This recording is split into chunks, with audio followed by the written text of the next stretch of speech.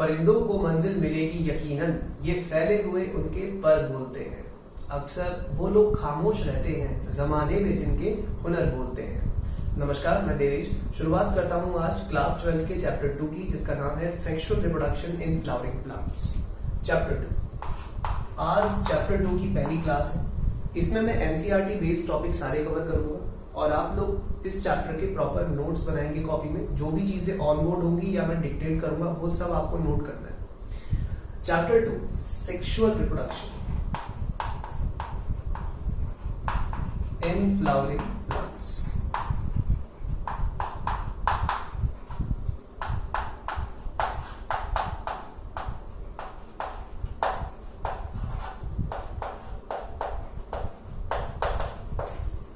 इस चैप्टर में हमें सबसे पहले पढ़ना है प्री फर्टिलाइजेशन इवेंट्स। इसमें हम ऑर्गन्स को समझेंगे, मेल और फीमेल रिप्रोडक्टिव ऑर्गन्स को, और उनमें गैमीट कैसे बनते हैं ये भी समझेंगे। एक टिपिकल बाइसेक्सुअल फ्लावर का डायग्राम मैं आपके सामने ड्रॉ करने जा रहा हूं। एक बाइसेक्सुअल फ्लावर में दो ऑर्गन होते हैं, मेल और फीमेल। फीमेल ऑर्गन को हम लोग पिस्टिल या कार्पल भी कहते हैं। इस तरह का स्ट्रक्चर होता है और इसके नीचे होता है थैलेमस। थैलेमस जिसको हम लोग रिसेप्टिकल भी कहते हैं, ये ग्रीन कलर का थैलेमस है, इसे थैलेमस या रिसेप्टिकल कहते हैं। पूरी ओवरी का वजन इसी के ऊपर होता है, फ्लावर के सारे पार्ट्स यहीं से निकल रहे होते हैं। इसके नीचे ग्रीन लीफी स्ट्रक्चर होता है, पत्ते जैसा हरे रंग का स्ट्रक्चर, जो कि सुरक्षा देता है फूल को खिलने से पहले। जब फूल खिला नहीं होता है, वो बड की स्टेज में होता है, तो फूल को सुरक्षा देने का काम ये हरे रंग के पत्ते ही करते हैं, जिन्हें हम कहते हैं सेपल्स। फ्लावर के पास कुछ कलर्ड पार्ट भी होते हैं जिन्हें पेटल्स कहते हैं। ये जो कलर्ड पार्ट है, इसका काम कीड़ों को या किसी भी पॉलिनेटर को आकर्षित करना होता है। पॉलिनेटर वो होता है जो पोलन ग्रेन को ट्रांसफर करे। वो कोई कीड़ा हो सकता है, ठीक है, वो कोई पक्षी यानी बर्ड हो सकता है, कोई भी हो सकता है, ठीक है। तो ये जो मेल पार्ट में बना रहा हूं उसे स्टैमन कहते हैं, ठीक है। तो आपके सामने मैंने बना दिया है एक टिपिकल बाइसेक्सुअल फ्लावर। इस बाइसेक्सुअल फ्लावर को ध्यान से देखिए। इसमें जो कलर्ड पार्ट है इसको बोलते हैं पेटल्स। पेटल्स कलरफुल होते हैं, इनका काम होता है अट्रैक्ट करना। फ्लावर कलरफुल जो दिखते हैं ना, फूल इतने रंग बिरंगे दिखते हैं, ये इसलिए दिखते हैं ताकि इन्हें किसी को आकर्षित करना होता है, किसी को अट्रैक्ट करना होता है। किसको अट्रैक्ट करना होता है? पॉलिनेटर को। पॉलिनेटर वो जीव जंतु हैं जो पॉलिनेशन करते हैं। फिर यहाँ पे आता है फीमेल पार्ट। फीमेल पार्ट में 3 हिस्से यहाँ पे क्लियरली देखे जा सकते हैं। स्टिग्मा जो कि चिपचिपा होता है, इसे बोलते हैं landing platform for pollen grain. फिर होता है स्टाइल और नीचे होती है ओवरी। तो 3 चीजें हैं, स्टिग्मा, स्टाइल, ओवरी। इन तीनों को साथ में फीमेल पार्ट यानी कि पिस्टिल या कार्पल कहा जाता है। पिस्टिल भी कहते हैं इसको, कार्पल भी कहते हैं। वहीं जो मेल पार्ट है उसमें 2 हिस्से होते हैं। ऊपर एक बाई लोब स्ट्रक्चर होता है जिसके 2 लोब होते हैं, एंथर, और नीचे होती है फिलामेंट। एंथर और फिलामेंट, तो ये 2 चीजें हैं। इन दोनों को साथ में बोलते हैं स्टैमन। स्टैमन फ्लावर का मेल पार्ट होता है, तो मेल पार्ट हो गया स्टैमन, फीमेल पार्ट हो गया पिस्टिल या कार्पल। और क्योंकि इसमें दोनों है तो ये फ्लावर कैसा है? ये फ्लावर एक बाइसेक्सुअल फ्लावर है। अभी आप इस फूल को सामने से मतलब साइड से देख रहे हैं। अगर इसी फूल को ऊपर से देखा जाए, मान लीजिए ये किसी की आंख है, किसी को हमने ऊपर से उल्टा लटका दिया, अब वो इस फूल को देख रहा है, तो क्या उसे फूल ऐसा ही दिखेगा? नहीं, बिल्कुल नहीं दिखेगा। उसे फूल रिंग्स की फॉर्म में दिखेगा। सबसे बाहर जो घेरा उसे दिखेगा वो ग्रीन कलर का होगा। तो बाहर जो ग्रीन कलर का घेरा होगा वो किसका होगा? वो होगा सेपल्स का। सेपल कैसे होते हैं? सेपल ग्रीन होते हैं। सेपल का काम क्या होता है? फूल को सुरक्षा देना। कब? जब फूल खिला नहीं होता है, यानी जब फ्लोरल बड होती है, फूल खिला नहीं होता, कली होता है, तो उस वक्त उसे सुरक्षा कौन देते हैं? सेपल्स। फिर इसके अंदर एक घेरा नजर आएगा हमको। इसके अंदर जो घेरा नजर आएगा वो कलर्ड पेटल्स का होगा। कई सारे पेटल्स आपस में जुड़े हुए होंगे, पेटल पेटल ऐसे करके पूरा एक घेरा बन रहा होगा। पेटल्स का घेरा होगा उसके अंदर जो घेरा होगा वो होगा मेल पार्ट का, जिसे हम बोलते हैं स्टैमन। तो कई सारे स्टैमन इस तरीके से रिंग बना रहे होंगे, स्टैमन्स, और सबसे सेंटर में होगा फीमेल पार्ट। तो फ्लावर को साइड से देखा तो ये चीज नजर आ रही है, और इसी फूल को ऊपर से देखेंगे तो हमको 4 रिंग नजर आ रही है। तो ये जो 4 रिंग नजर आ रही है इन्हें हम बोलेंगे 4 फ्लोरल वर्ल्स। तो कितने फ्लोरल वर्ल्स होते हैं भाई? 4 होते हैं। वर्ल का मतलब होता है घेरा, फ्लोरल का मतलब हो गया फूल का, जैसे फ्लोरल बड, फ्लोरल एक्सिस, ऐसे ही फ्लोरल वर्ल। तो फूल में कितने घेरे होते हैं? 4 घेरे होते हैं। सबसे बाहर का जो घेरा होता है उसे बोलते हैं कैलिक्स। कैलिक्स ये ग्रीन होता है, इसका सिंबल होता है कि आपने 11th स्टैंडर्ड में पढ़ा होगा। फिर होता है कलर्ड पार्ट, जिसको हम लोग बोलते हैं कोरोला। कोरोला का सिंबल होता है सी। इसके बाद होता है एंड्रोशियम। एंड्रोशियम मेल पार्ट होता है, इसका सिंबल होता है ए। और सबसे सेंटर में होता है गाइनोशियम। गाइनोशियम जिसका सिंबल होता है जी। वैसे भी आपको याद रखना है कि गाइनिया वर्ड हमेशा फीमेल के लिए यूज किया जाता है। जैसे गायनेकोलॉजिस्ट, ये वो डॉक्टर होते हैं जो फीमेल स्पेशलिस्ट होते हैं, स्त्री रोग विशेषज्ञ। तो जब भी गाइनिया शब्द आए मतलब हम फीमेल की बात कर रहे हैं, और जब भी एंड्रो वर्ड आए तो मतलब हम मेल की बात कर रहे हैं। तो ये एक टिपिकल बाइसेक्सुअल फ्लावर मैंने बना रखा है, जिसमें आपको फीमेल पार्ट भी नजर आ रहा है और मेल पार्ट भी नजर आ रहा है। नीचे ये जो बेस है ये है थैलेमस। थैलेमस, इसी थैलेमस को और क्या कहते हैं? इसी को कहते हैं रिसेप्टिकल। इसे रिसेप्टिकल कहते हैं। नीचे स्टॉक होता है, यहाँ पे स्टॉक, इसको पेडिसिल भी कहते हैं। तो ये एक टिपिकल बाइसेक्सुअल फ्लावर है। यहाँ पे ओवरी के अंदर थोड़ी जगह खाली होती है। तो ओवरी के अंदर ये जो जगह खाली होती है, जो स्पेस अवेलेबल होता है, इस खाली जगह को, इस स्पेस को बोलते हैं ओवेरियन कैविटी। कैविटी समझते हो ना? कैविटी मतलब खाली जगह। ओवेरियन कैविटी भी कहते हैं, ओवेरियन लॉक्यूल भी कहते हैं। और इसी ओवेरियन कैविटी के अंदर जुड़ा होता है छोटा सा ओव्यूल। ध्यान से देखिए, यहां पर अंदर इसके ओव्यूल होता है, ओवरी के अंदर होता है ओव्यूल। तो ये जो व्हाइट कलर का मैंने बना दिया है, ये छोटा सा, ये है ओव्यूल, ठीक है। और जिस स्टॉक से, जिस डंडी से ये जुड़ा है, ठीक है, ये जो डंडी आपको नजर आ रही है, इसे बोलते हैं फ्यूनिकल। ये फ्यूनिकल है। और नीचे जो बेस है इसका, जहां से न्यूट्रिशन आएगा, उस बेस को बोलेंगे प्लेसेंटा।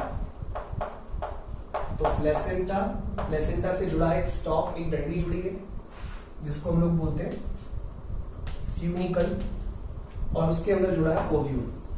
ओव्यूल ही वो स्ट्रक्चर है जो बाद में जाके सीड बनता है। और जो फल हम जो खाते हैं, फ्रूट्स हम खाते हैं, वो बनते हैं ओवरी से। तो पॉलिनेशन के बाद ओवरी का बनता है फ्रूट और ओव्यूल का बनता है सीड। अब ऐसे तो फूल कई सारे हैं, छोटे भी हैं, बड़े भी हैं। दुनिया का सबसे छोटा फूल जो है, सबसे स्मॉलेस्ट फ्लावर, वो है Wolffia. Wolffia is the smallest flower. आप देख सकते हैं उंगली के ऊपर आ जाता है, बहुत छोटे और बारीक होते हैं। सबसे छोटे फूल होता है वॉल्फिया। सबसे बड़ा फूल है रैफ्लेशिया। रैफ्लेशिया लार्जेस्ट फ्लावर, लार्जेस्ट है ये, सबसे बड़ा। और एमोर्फोफेलस सबसे टॉलेस्ट फ्लावर होता है, वो भी आप देख सकते हो। तो फ्लावर्स की बहुत ज्यादा वैरायटी है। जितने भी फ्लावर्स हैं सारे के सारे एंजियोस्पर्म्स में आते हैं।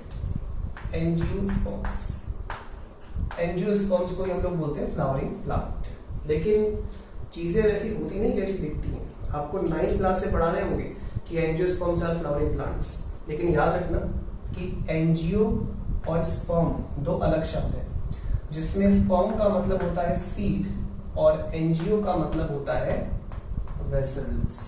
जैसे आपने 11th क्लास में एक हार्मोन पढ़ा था, एंजियोटेंसिन, एंजियोटेंसिनोजन। एंजियोग्राफी कौन करवाता है? जिसकी ब्लड वेसल में कोलेस्ट्रॉल जमा हो जाता है। तो जब भी एंजियो वर्ड आए, इसका मतलब वेसल, ठीक है। और स्पर्म मतलब सीड। तो आपको पता है एंजियोस्पर्म वो प्लांट होते हैं जिनमें चौड़ी चौड़ी जाइलम वेसल्स होती हैं पानी के ट्रांसपोर्ट के लिए, और बीज तो वो बनाते ही हैं। तो इसीलिए plants which have vessels as well have seeds are called angiosperms. और एंजियोस्पर्म्स को हम लोग क्या कहते हैं? Flowering plants. ये बात नोट करने वाली है कि सभी एंजियोस्पर्म्स पे फूल नहीं लगते। देखिए फूल यानी फ्लावर हमारे दिमाग में एक ऐसा स्ट्रक्चर है जो कलरफुल हो, खुशबूदार हो, जिसमें जिसमें मतलब दूर से ही नजर आ जाए कि ये फ्लावर है, वो हमारे लिए फ्लावर है। लेकिन ऐसा नहीं होता। कई बार फूल इतने रूखे होते हैं, इतने ड्राई होते हैं, इतने कलरलेस होते हैं कि आप उनको आइडेंटिफाई नहीं कर सकते कि वो एक फ्लावर है। जैसे भुट्टा यानी कि मक्का, जिसे मेज कहते हैं, या व्हीट, राइस, इनकी जो फसल होती है उसमें भी फूल आते हैं, लेकिन वो बिल्कुल फीके होते हैं, उनमें कोई रंग नहीं होता, क्योंकि उनमें हवा से पॉलिनेशन होना है। तो ध्यान रखिए, जिन फूलों को हवा या पानी से पॉलिनेशन करना है उन्हें किसी को भी अट्रैक्ट करने की जरूरत नहीं है। तो उनमें जिनमें हवा से पॉलिनेशन होता है, फूल जो होते हैं वो कलरफुल नहीं होते। तो ये जो कलरफुल पार्ट है यानी कि पेटल्स, ये हमें उसी में मिलेगा जिसमें कोई इंसेक्ट पॉलिनेशन करेगा। और जब कोई इंसेक्ट या कोई भी एनिमल पॉलिनेशन करता है तो उसे बायोटिक पॉलिनेशन या हम लोग जूफिली कहते हैं। तो ये था टिपिकल बाइसेक्सुअल फ्लावर।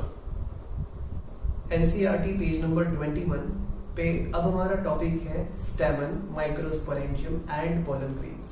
तो हम लोग मेल पार्ट के बारे में पढ़ने जा रहे हैं। मेल पार्ट को बोला जाता है एंड्रोशियम।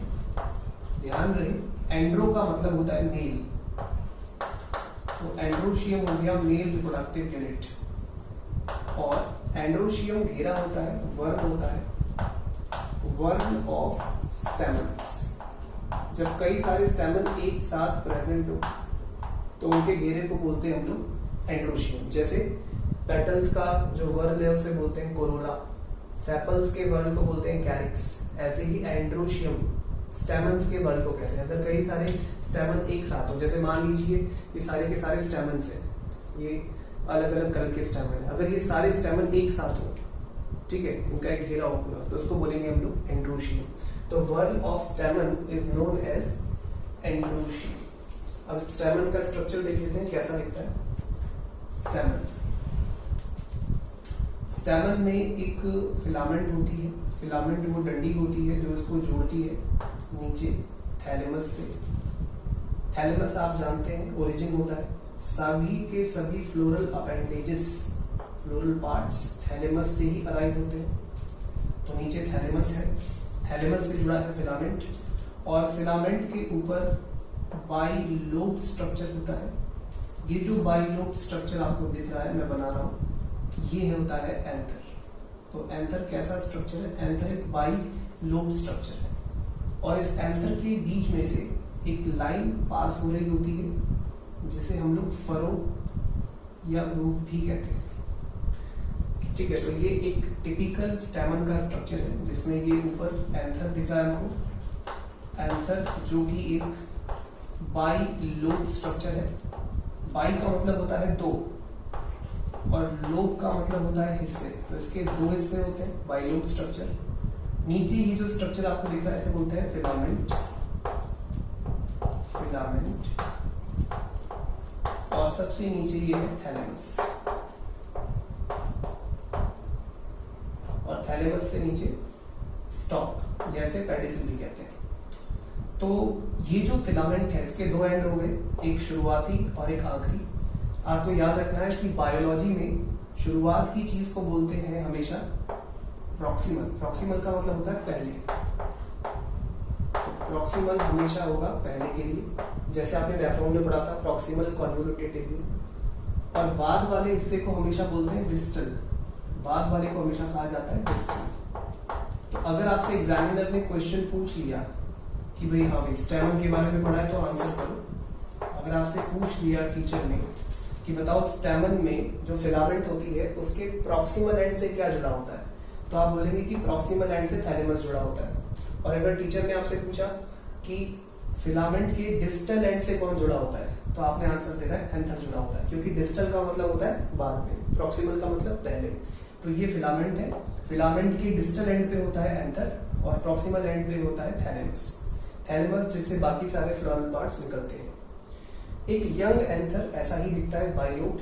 थोड़ा डिटेल स्ट्रक्चर देखते हैं इसका।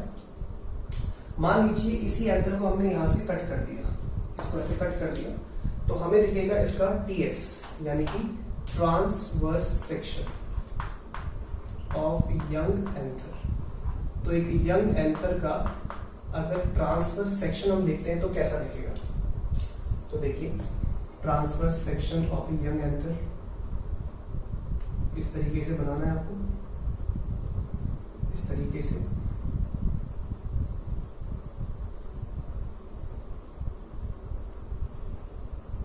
इसमें 4 अलग टिश्यू बनने चाहिए, सेम इसी तरीके से साइड भी बनने चाहिए।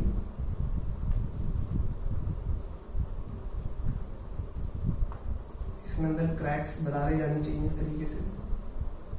तो ये जो दरारें जाएंगी अंदर, इनको बोलेंगे हम लोग ग्रूव्स, और यही पार्ट नीचे तक एक्सटेंड होगा।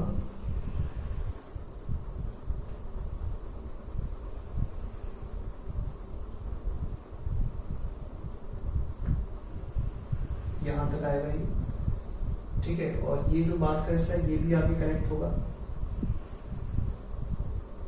पीछे से, और ये नीचे से जुड़ा हुआ रहेगा।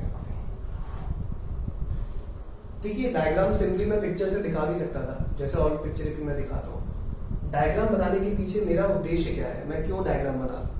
देखिए डायग्राम बनाना जरूरी है, it is important part of teaching procedure, क्योंकि डायग्राम बनाते वक्त बच्चों को ये हिंट मिल जाता है कि वो खुद डायग्राम कैसे बनाए।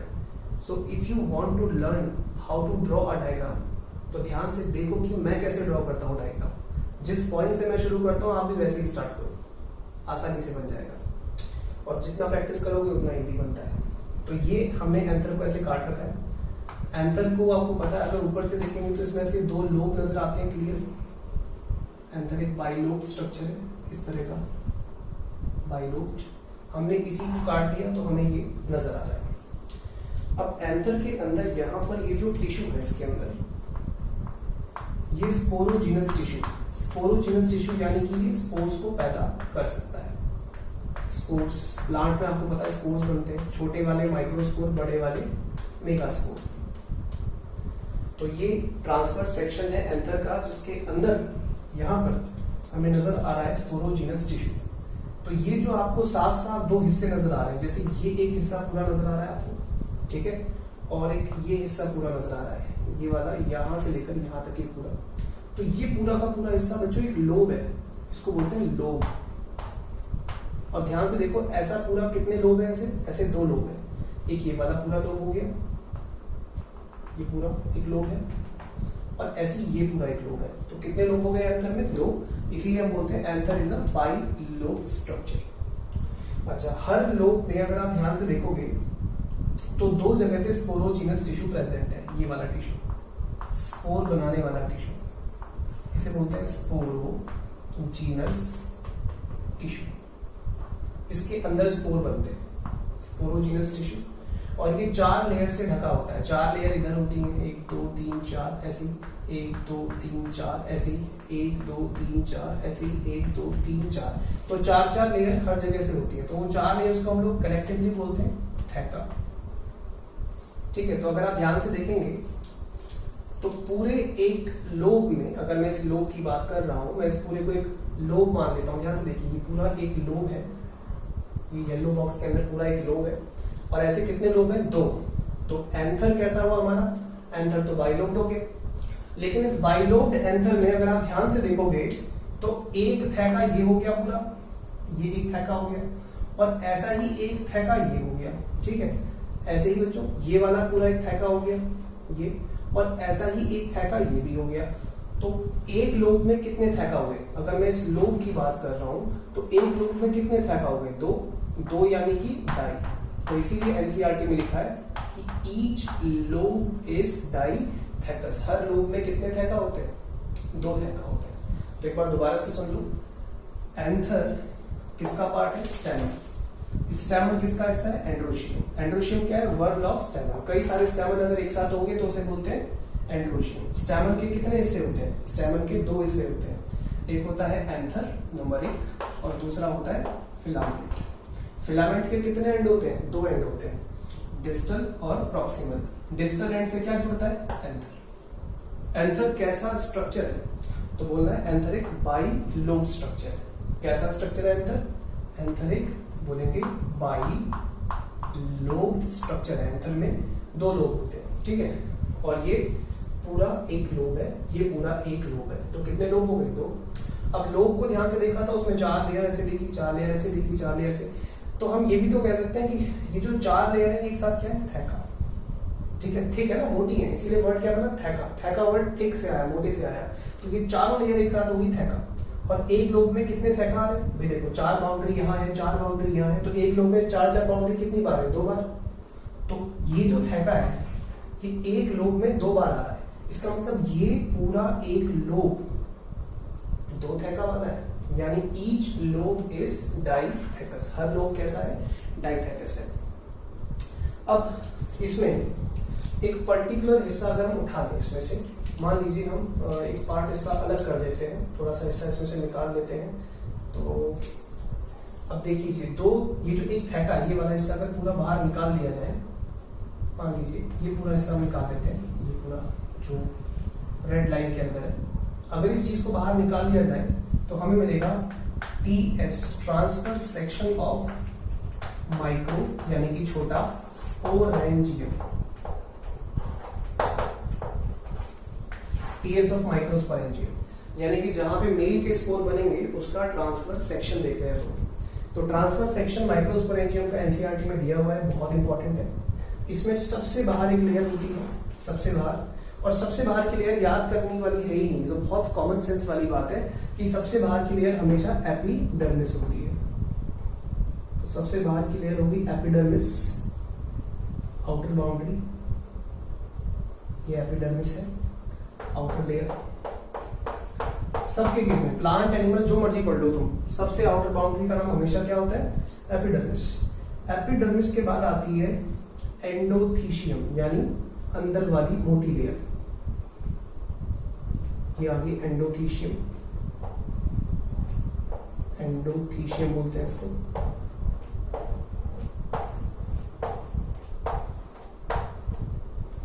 सो एंडोथीशियम लेयर हो गई है, दूसरी एंडोथीशियम।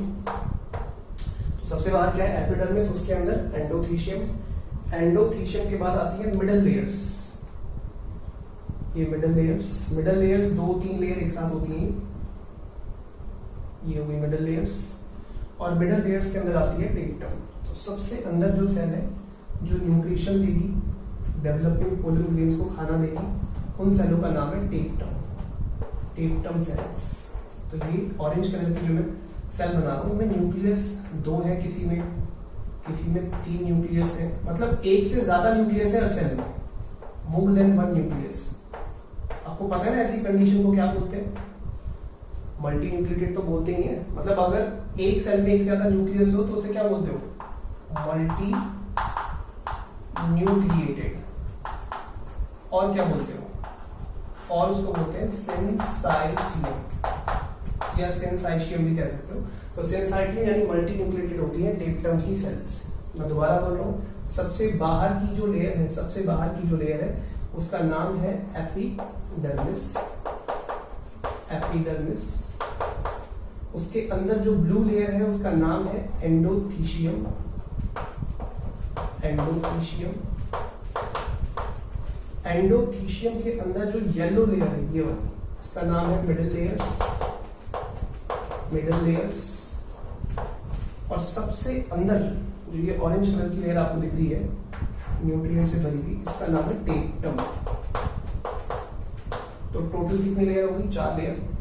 और इन चारों लेयर्स के अंदर सुरक्षित होती है वो सेल जिन्हें हम बोलते हैं पोलन मदर सेल, क्योंकि इन्हीं से पोलन ग्रेन बनेगा। तो ये जो मैं रेड कलर की सेल बना रहा हूँ, ये छोटी छोटी सेल्स, इन्हीं से पोलन ग्रेन बनने हैं। तो इन सेलों को बोलते हैं pollen mother cell, pollen mother cell कहते हैं। और ये जो टिश्यू आप पूरा देख रहे हैं, ये है माइक्रोस्पोरेंजियम। तो सबसे अंदर ये जो सेल आपको दिख रही है, इन्हें बोल सकते हैं आप स्पोर मदर सेल, या आप इन्हें बोल सकते हैं pollen mother cell, pollen mother cell, pollen mother cell कह सकते हैं, ठीक है। या माइक्रोस्पोरोसाइट, ये भी एक वर्ड है, ये भी कहा जा सकता है इनको। लेकिन ये जो पूरा का पूरा डायग्राम है, ये पूरा डायग्राम किसका है? माइक्रोस्पोरेंजियम का। और ये डायग्राम बहुत इंपॉर्टेंट एग्जाम के लिए आता है। तो आपको याद रखना है कि जो टेप्टम है ना, ये मल्टी न्यूक्लिएटेड होती है। टेप्टम की सेल्स की क्या स्पेसिफिसिटी है, क्या खासियत है, इनका डेंस साइटोप्लाज्म होता है, गाढ़ा साइटोप्लाज्म होता है, और इनके प्रोमिनेंट न्यूक्लियस होते हैं, मतलब न्यूक्लियस आसानी से देखे जा सकते हैं, और न्यूक्लियस एक से ज्यादा होते हैं, यानी कि मल्टी न्यूक्लिएटेड कंडीशन होती है। तो याद रखेंगे कि टेप्टम की सेल्स मल्टी न्यूक्लिएटेड होती है, न्यूक्लियस एक से ज्यादा होता है इसमें। और इसका काम क्या है, इसका काम है न्यूट्रिशन प्रोवाइड करना, न्यूट्रिशन प्रोवाइड करना किसको, टू द डेवलपिंग पोलन, यानी यहाँ जो अंदर पोलन ग्रेन बनेंगे ना, उनको न्यूट्रिशन देने की जिम्मेदारी किसकी है, टेप्टम की। यानी कि किसी भी एंथर में अगर टेप्टम लेयर खराब है, माल फंक्शनिंग है, बेकार हो गई, खराब हो गई है, तो पोलन ग्रेन भी नहीं बनेंगे। याद रखिए वो एंथर जिसमें टेप्टम सेल्स खराब हो जाती हैं वो पोलन ग्रेन नहीं प्रोड्यूस कर पाते। ठीक है, तो पोलन ग्रेन बनेंगे किससे, पोलन मदर सेल से। पोलन मदर सेल में डिवीजन होगा, लेकिन तब जब उन्हें क्या मिलेगा, न्यूट्रिशन, और न्यूट्रिशन कौन देगा, टेप्टम। तो बाकी की जो 3 लेयर हैं, मिडल लेयर, एंडोथीशियम, एपिडर्मिस, इनका काम क्या है, एनसीईआरटी में लिखा हुआ है, इनका काम होता है प्रोटेक्शन देना, प्रोटेक्शन देना to the developing pollen and help करना इन डिहाइसेंस ऑफ एंथर। ये क्या होता है डिहाइसेंस, डिहाइसेंस का मतलब होता है फटवाना। तो एंथर की जो आउटर लेयर्स हैं वही एंथर को रप्चर कराती है, क्योंकि एंथर जब फटेगा तभी तो इसमें से पोलन ग्रेन रिलीज होंगे, और एंथर का फटना, उसमें से पोलन ग्रेन निकलना, इसको बोलते हैं डिहाइसेंस। डिहाइसेंस का मतलब है rupturing of anther wall, anther की वॉल्स का फटना, ताकि उसमें से पोलन ग्रेन निकले। तो शुरुआत में जब ये माइक्रोस्पोरेंजियम यंग होता है तो ये तीनों, मिडल लेयर, एंडोथीशियम और एपिडर्मिस, ये तीनों सुरक्षा देती है, प्रोटेक्शन करती है। लेकिन जब अंदर पोलन ग्रेन बन के रेडी हो चुका होता है, तैयार होता है, तो उसको बाहर निकलवाने के लिए ये तीनों सूख जाती हैं, ड्राई हो जाती हैं और फट जाती हैं। तो इनके फटने को क्या बोलते हैं, dehiscence. So what is dehiscence, dehiscence is the rupturing of wall of anther. और एंथर की वॉल के फटने में मदद कितने ने करी, 3 लेयर ने मदद करी। कौन कौन सी, मिडल लेयर्स, एंडोथीशियम और एपिडर्मिस। ऐसे भी बोल सकते हैं एपिडर्मिस, एंडोथीशियम और मिडल लेयर्स। टेप्टम का काम क्या है, न्यूट्रिशन देना। तो आई होप इतना समझ में आया होगा। आगे बढ़ते हैं। बोर्ड पे बना हुआ ये पूरा डायग्राम माइक्रोस्पोरेंजियम का है, ये पूरा डायग्राम माइक्रोस्पोरेंजियम का है। और इस माइक्रोस्पोरेंजियम में मौजूद ये जो आपको टिश्यू नजर आ रहा है, जो रेड कलर की सेल्स है, हर एक सेल का नाम यही है, पोलन मदर सेल या माइक्रोस्पोर मदर सेल। लेकिन इस पूरे रेड कलर के इस टिश्यू का नाम क्या है, इस रेड कलर के टिश्यू का नाम है स्पोरोजीनस टिश्यू, जिसमें स्पोरो का मतलब हो गया स्पोर, जीनस यानी पैदा करना, तो ये स्पोर को पैदा करेगा। तो स्पोर को पैदा करने वाले टिश्यू को क्या बोलते हैं, स्पोरोजीनस टिश्यू। और स्पोरोजीनस टिश्यू की चाहे ये वाली सेल उठा लो आप, ये वाली सेल उठा लो, ये वाली सेल उठा लो, ये वाली, कोई सी भी सेल उठा लो, सारी की सारी क्या है, पोलन मदर सेल। एनसीईआरटी में पेज नंबर 22 के पैराग्राफ के स्टार्टिंग में लिखा है कि as each cell of sporogenous tissue is capable of giving rise to microspore tetrad, यानी कि यहाँ पर मौजूद हर सेल मियोसिस करके माइक्रोस्पोर बना सकती है 4। तो माइक्रोस्पोर बनाने के प्रोसेस को बोलते हैं माइक्रोस्पोरोजेनेसिस।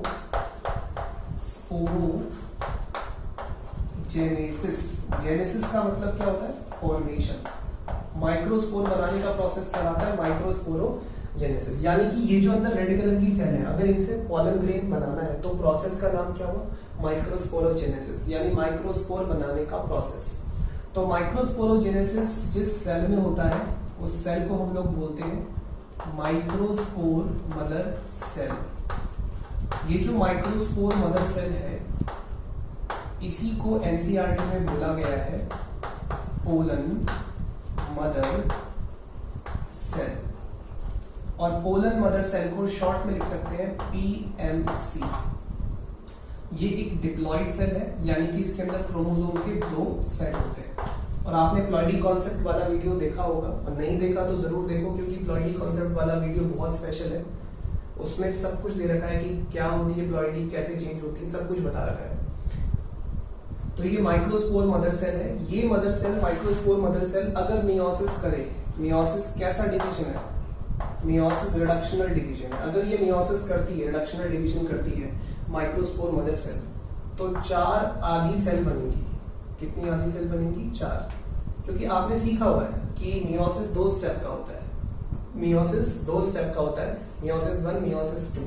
पहले मियोसिस होता है डिप्लॉइड सेल में, जिससे 2 हैप्लॉइड सेल बनती है, फिर उन 2 हैप्लॉइड से 4 हैप्लॉइड बनती है। तो टोटल कितनी हैप्लॉइड सेल बनती है? 4। अब ये चारों एक साथ हैं और छोटे हैं, इन्हीं को बोलते हैं माइक्रोस्पोर। देखिए इसका नाम भी माइक्रोस्पोर है, इसका नाम भी माइक्रोस्पोर है, इसका भी, इसका भी। तो 4 माइक्रोस्पोर है।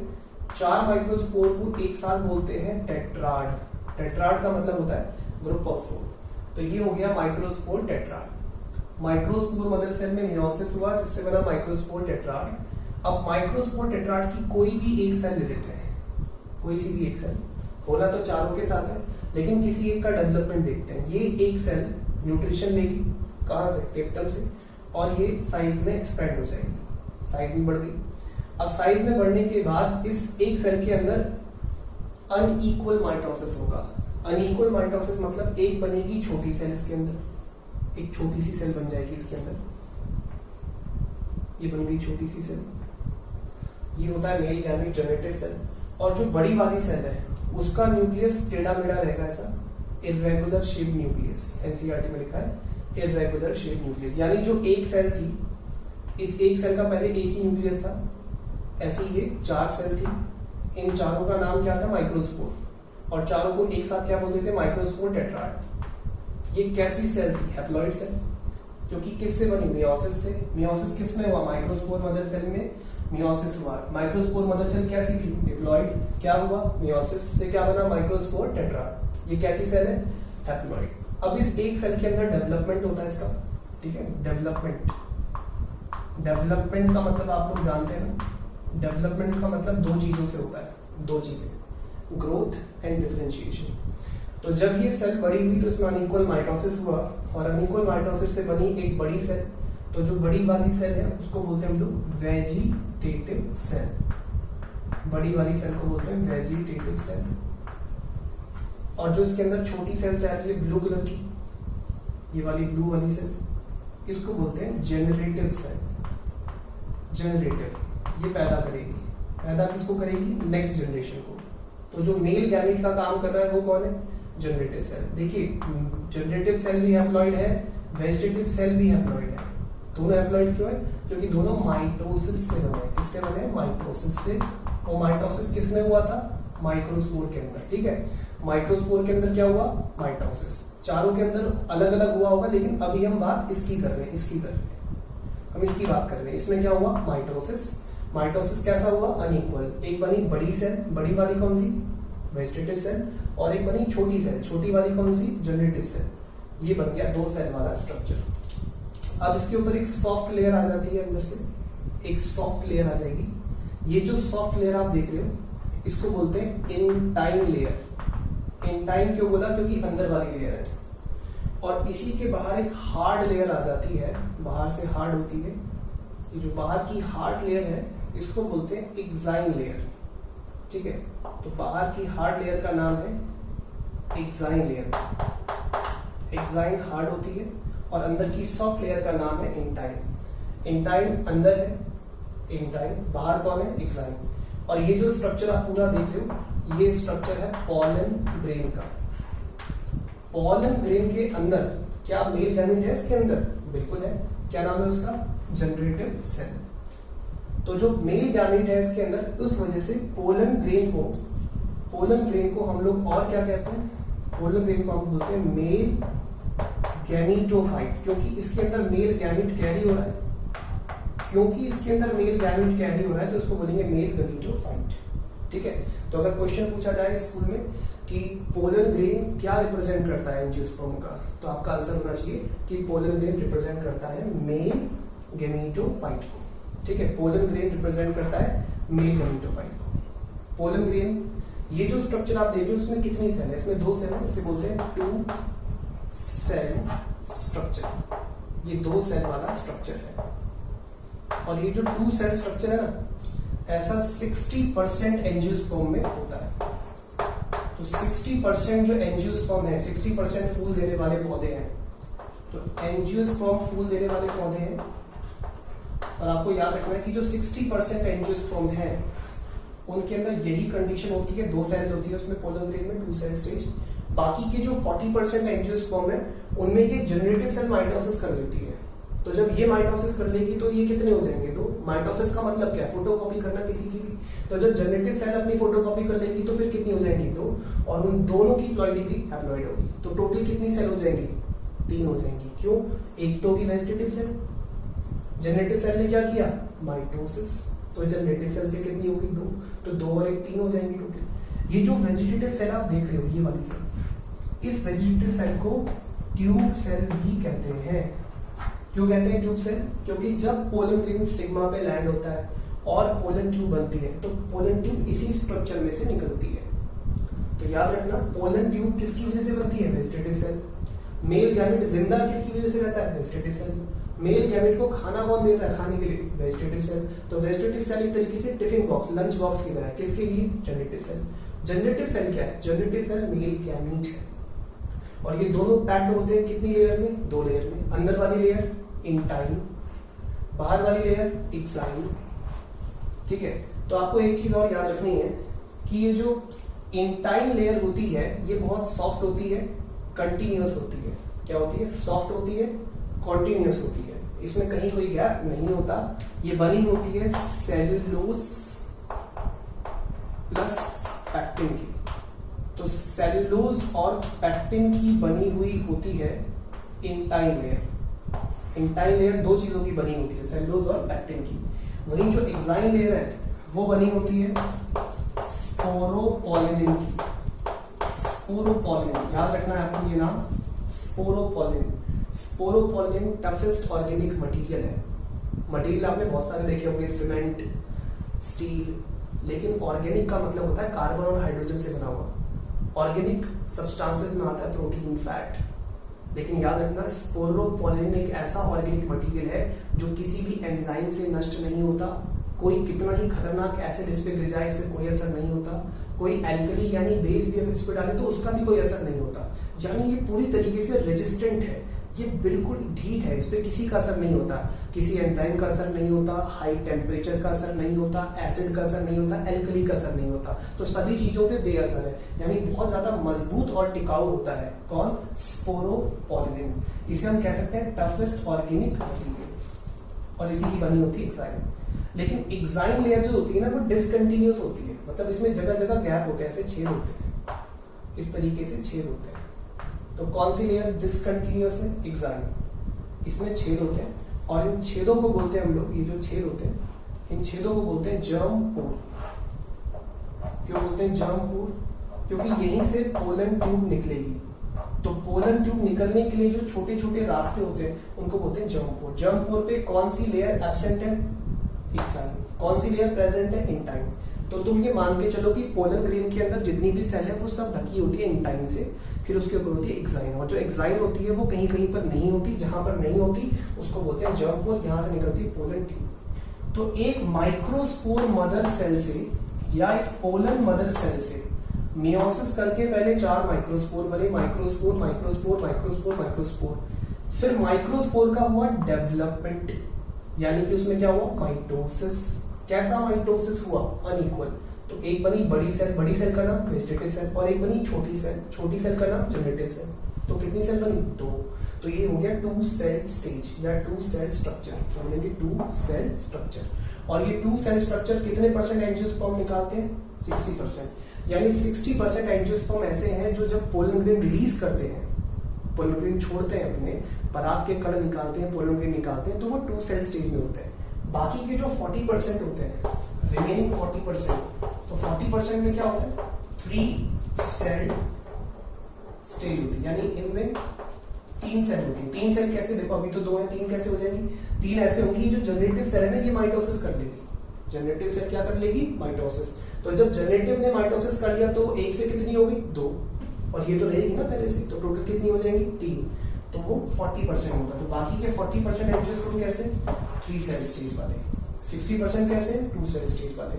तो एक माइक्रोस्पोर मदर सेल से ये जो पोलन ग्रेन बना है, ऐसे कितने बनेंगे? ऐसे 4 बनेंगे। क्यों? क्योंकि एक माइक्रोस्पोर मदर सेल से माइक्रोस्पोर कितने बने? 4। एक माइक्रोस्पोर से एक पोलन ग्रेन, तो 4 माइक्रोस्पोर से 4 पोलन ग्रेन।